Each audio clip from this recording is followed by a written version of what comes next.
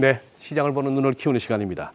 자, 이제 이 코로나가 이제 거의 끝이 보이는 시점이 되면서 이미 리오프닝 관련주 얘기가 참 많이 회자되었습니다. 이미 오를 만큼 오른 종목들도 보이고요. 이 부분 오늘 한번 고민해 봐야겠는데 KB증권 이선화 수석연구원 나와 계십니다. 안녕하세요, 연구원님. 네, 안녕하세요. 네. 자, 뭐 리오프닝 하면서 많이들 추천하고 연초 이후 많이 올라왔습니다. 아직 상승 여력 더 있다고 보시는지? 말씀하신 것처럼 연초 이후에 리오프닝 관련주들이 랠리를 보이고 있는데요. 네, 1월 17일부터 시행된 사회적 거리두기 완화 기조가 이어지고 있기 때문입니다. 그래서 대표적으로 주류 업종과 이제 엔터, 카지노 업종들이 크게 상승을 했는데 적게는 바닥 대비 22%에서 36%가량 상승을 했습니다. 가장 많이 오른 섹터는 주류 업종인데요. 음식점 이용 시간이 이제 11시까지 연장이 되고 사적 모임 인원 제한이 8명까지 완화되면서 유흥에 대한 수요가 회복될 것으로 전망하여 주류 업종이 강세를 보이고 있습니다. 그렇지만 이제 4월 3일에 현행 사회적 거리두기가 만료되는 가운데 이제 스텔스 오미크론이라고 하는 또 변종 바이러스가 우세종으로 등장하면서 사회적 거리두기 완화 기조가 이어질지 불확실성이 대두되고 있는 상황이거든요. 그래서 뭐 이미 바닥 대비 많이 오른 상태이기 때문에 리오프닝 관련주가 추가적인 상승을 하려면은 턴어라운드에 따른 트래픽 회복뿐만 아니라 이제 가격 인상까지 가능한 성장주에 주목해야 된다는 판단입니다. 이제 제가 카지노 업종과 그리고 이제 엔터 업종, 주류 업종 이렇게 말씀을 드렸는데 카지노 같은 경우에는 베팅 금액 제한이라는 게 있어요. 그러다 보니까 가격 인상은 조금 어려운 섹터이지 않나 네. 생각이 되고요. 네. 그리고 주류는 주세 인상과 연동을 해서 이제 물가와 같이 이제 조금씩 소비자 가격 그리고 출고자 인상이 올라오고 있는데요. 이게 사실 비용이 증가해서 가격이 오르는 거지 수요가 많아져서 가격이 올라가는 건 아니거든요. 그래서 마진 스프레드가 벌어지기까지는 어느 정도 일정 시간이 필요하다라는 판단입니다. 그렇지만 이제 엔터주 같은 경우에는 K-팝의 인기가 확산이 되면서 공연 회당 관람 인원도 증가하고 월드 투어 횟수도 증가하는 가운데 이제 티켓 가격의 상승까지 이어지면서 성장주로서의 면모를 보이고 있고요. 오늘도 이래서 강세를 보이고 있습니다. 그래서 테이퍼링에 대한 불확실성이 어느 정도 감소한 이 상황에서 성장주 랠리가 이어지면서 엔터 업종에 주목해야 한다는 판단입니다. 그러면 엔터를 가장 주목을 하시는 것 같고 그럼 그에 앞서서 최근에 이제 저점 대비 꽤 올라온 것이 하이트 진로를 필두로 해서 이제 주류 쪽이 강했는데 최근에는 좀 그 상승 탄력이 둔화가 됐잖아요. 네네. 그러니까 비용이 그러니까 가격을 인상을 한다고 하더라도 수요가 늘어난 것이 아니기 때문에 이제 스프레드에 대한 좀 불확실성이 있다라고 짚어를 주셨으니까 그러면 주류와 카지노주 탑픽을 필두로 해서 네. 좀 더 자세하게 좀 확인을 해볼까요? 네. 그럼 뭐 주류는 그래도 여전히 하이트 진로. 네. 사실 저희 상장되어 있는 주류 업종 종목은 하이트 진로하고 롯데칠성 정도라고 볼 수 있는데요. 제주 맥주는 잘 안 치나 봐요. 제주 맥주는 제가 일단 커버하고 있는 종목이 아니기도 하고 네. 이제 수제 맥주 시장은 이제 매출액에서도 많이 차이가 나고 있어서 네. 일단 이제 하이트 진로를 추천을 드리고 있고요. 그리고 저희가 유흥 시장이 개화한다라고 하면은 이제 많이들 회식 생각하시잖아요. 네. 그때 제주 맥주로 회식하지 않잖아요. 맞아요. 저희 뭐 테라 마시고 카스 마시고 이렇게 하니까 그러다 보니까 이제 유흥 시장에서 강세를 보이는 하이트 진로를 추천을 드리고 있고요. 롯데칠성 같은 경우에는 음료 부문이 또 있습니다. 그래서 원당 가격에 영향을 받는 롯데칠성 같은 경우에는 음료 부문에서 기여도가 영업이익 기여도가 더 높기 때문에 베타가 하이트 진로 대비해서는 좀 떨어져요. 그래서 상승 폭이 이제 하이트 진로가 더 컸다라고 볼 수 있을 것 같고요. 그리고 이제 그 카지노 업종에서는 외국인 카지노보다는 내국인 카지노를 선호하고 있습니다. 외국인 카지노 같은 경우에는 중국인 VIP들이 회복을 해야 되는데 지금 중국에서 다시 코로나 바이러스가 네. 창궐하면서 상해 지역이 지금 셧다운에 들어간 상태이고요. 하늘길을 열어주기까지는 좀 난망해 보입니다. 특히 중국은 현재 그 해외 입국자의 자가격리가 계속 시행이 되고 있고 시설격리 2주, 자가격리 1주, 그래서 뭐 많게는 3주까지 격리를 해야 되는 상황이기 때문에 중국인들이 한국으로 다시 여행을 할 때까지 시간이 걸릴 것 같아요. 그래서 저희는 이제 트래픽 회복이 바로 이어질 수 있는 내국인 카지노인 강원랜드 추천드리고 있습니다. 네. 우리 이선화 연구원님 오늘 탑픽이 지금 이제 엔터주 중에서도 SM인데. 네, 맞습니다. 네. 이게 네. 이게 워낙 출렁거린 주가예요. 네네. 주가 자체가. 맞습니다. 그래서 네. 한번 이렇게 또 막 달려갈 때 고점 부분에 잡히면 또 오래 기다려야 되는 종목이고 네. 또 내일 또 주총도 은근히 또 이렇게 맞습니다. 신경이 쓰이는 네. 관심을 끄는 네. 종목입니다. 한번 투자 포인트 정리해 주신다면.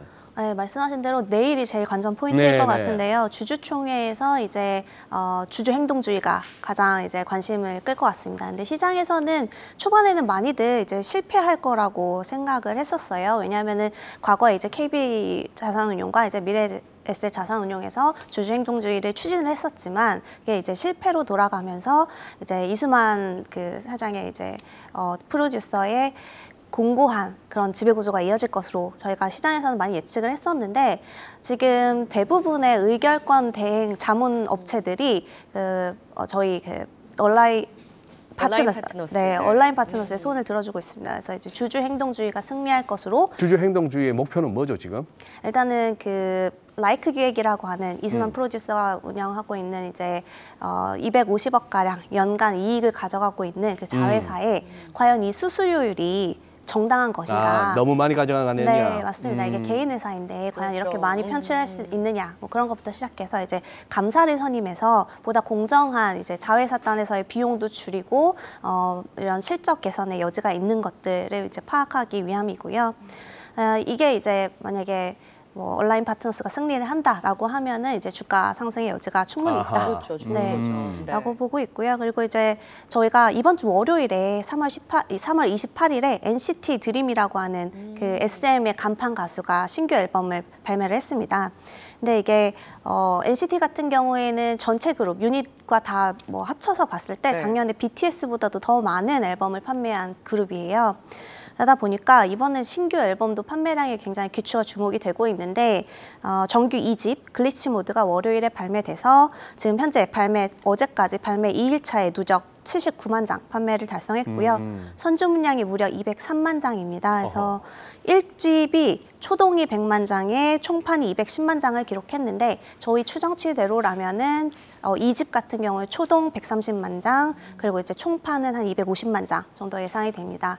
그러면 이게 BTS가 작년에 단일 앨범으로 가장 많이 판매한 그 버터 앨범은 300만 장 판매가 됐는데요. 그것과 거의 유사한 수치여서 SM 2분기 실적이 기대가 되고요. 마지막으로 이제 밸류에이션을 말씀드릴 네. 수가 있는데 하이브 같은 경우에 지금 한 50배 거래가 되고 있어요. 근데 이제 나머지 JYP, YG 그리고 SM은 30배 근처에서 거래가 되고 있는데 그 중에서도 SM이 가장 저렴하게 29배 정도에서 거래가 되고 있어서 현재로서는 추천드리고 있습니다. 카카오의 그 지분 인수는 어떻게 되고 있는 건가요? 사실 이거는 이제 이수만 프로듀서 개인의 지분을 사가는 거기 때문에 가장 그 의지는 이수만 프로듀서의 이제 총괄 사장의 이제 의지가 필요한 것 같고요. 근데 아직까지는 회사 측에서는 이제 뭐 정해진 바는 없다라고 말씀하고 계십니다. 지금 설로만 계속 도는 것 같아요. 네. 그렇죠. 네, 기업 가치가 계속 올라가고 있는 상황이고 지금도 현재 주가 수준에서는 이제 경영권 프리미엄에 더해서 이수만 입장에서는 이제 더 많은 걸 요구할 수 있을 것 같습니다. 네. 네. 자, 지금 BTS 같은 경우에도 콘서트 굉장히 흥행을 보였잖아요. 계속해서 엔터주들도 공연을 이제 시작을 하면 여기에 더 플러스 알파가 되겠어요. 네, 맞습니다. BTS가 2년 6개월 만에 네. 잠실 종합운동장 주경기장에서 지난 3월에 10, 12, 13일 총 3회의 공연을 네. 실시를 했는데요. 사실 LA 공연 같은 경우에는 스테디움 규모가 달라요. 그래서 뭐 전 좌석이 이제 10만 석인데 와, 네. BTS가 네. 이제 6만 명을 채웠습니다. 근데 이제 그 잠실 종합운동장 주경기장 같은 경우에는 6만 5천석인데 코로나 상황을 고려해서 티켓을 15,000석만 회당 이렇게 판매를 네. 했어요. 그래서 오프라인 티켓 매출 한 80억 원 가량 발생했을 것으로 보이는데요. 지난 LA 공연에서는 4회 공연에 400억 매출이 있었는데 지금 한국 공연에서는 티켓 매출 80억 그리고 이제 온라인 공연 마지막 날에 동시 송출을 했는데 네. 이게 관련해서 이제 한 280억 정도 매출이 있을 것으로 보고 있고요.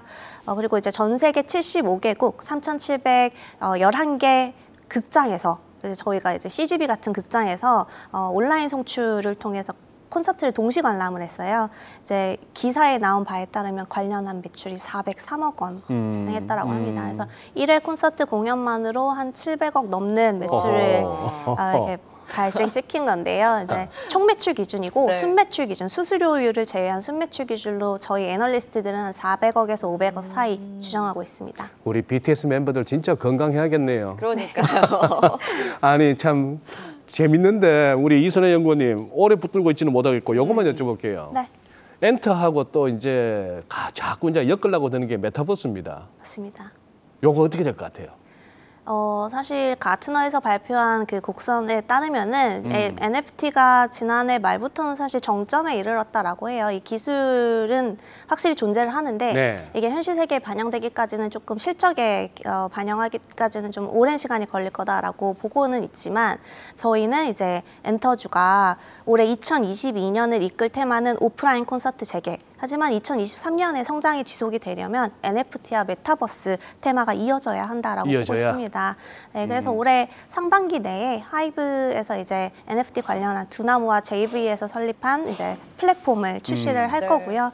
지금도 NFT 많이 발행이 되고 있는데요. 이제 거래량이 늘어나면서 내년에 이제 이 기여를 할 수 있을 것으로 보고 있습니다. 네. 네. 자, 이제 이익이 나온다고 하니 그 부분도 같이 체크를 잘 해봐야 될 것 같습니다. 오늘 리오프닝 관련해서 카지노에서는 강원랜드, 그리고 주류에서는 하이트진로를 토픽으로 꼽아주셨고 무엇보다 엔터에서는 SM을 필두로 해서 지금 뭐 공연도 공연이지만 또 빅뱅의 컴백을 앞두고 있는 YG 엔터도 계속해서 이벤트가 있는 만큼 또 지켜봐야 될 것 같습니다. 뭐 메타버스에 대한 모멘텀도 이제 이 가시화에 대한 기대감도 있다고 하니 또 엔터주를 중심으로 지속적으로 지켜보면 좋을 것 같습니다. 지금까지 KB증권 이선아 수석연구원과 함께했습니다. 말씀 고맙습니다. 네, 네, 감사합니다. 감사합니다.